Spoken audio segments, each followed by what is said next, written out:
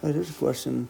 It says find two consecutive integers such that the sum of their squares is 481. So let's figure out what a consecutive integer is. So consecutive means right after another. Notice it doesn't say even or odd, it just says one right after the other.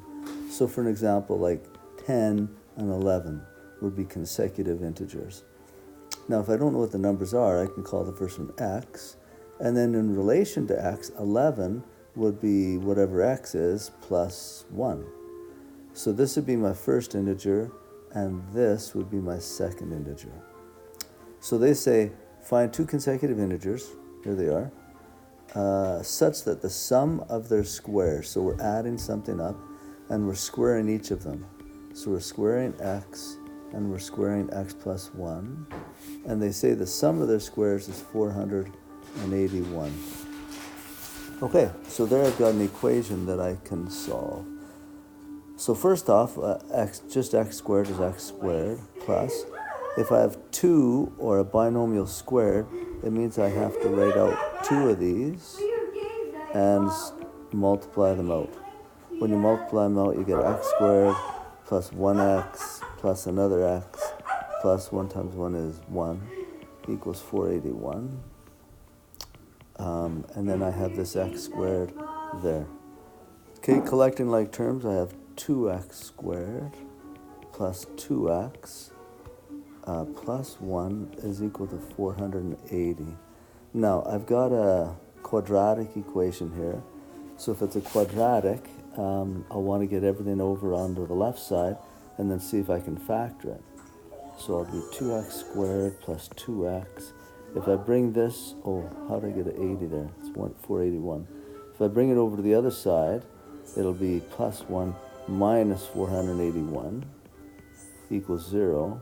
Or 2x squared plus 2x, this would be minus 480. Well, that's where I got the 80 from, equals 0.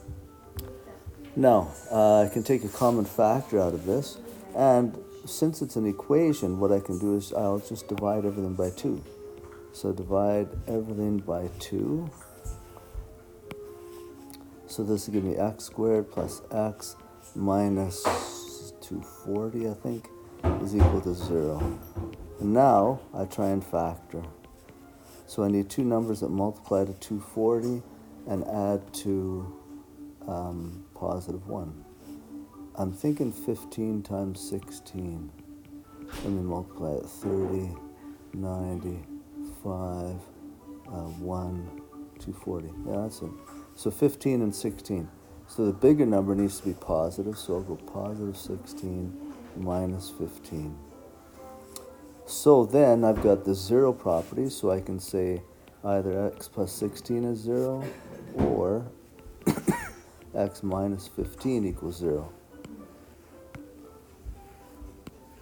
So here I'll subtract 16 on both sides. It leaves me with x equals a negative 16. And on the other side, I get x equals, if I add 15 to both sides, I get x is equal to a positive 15.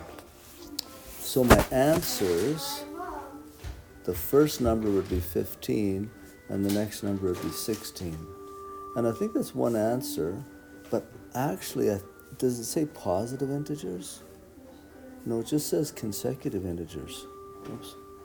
So I think that I could use this number too. So the first number would be minus 16, and if I go one up from that, it would be negative 15. So I think those two and those two would probably be my answers. So let's see what my options are here. 15, 16, negative 16, negative 15.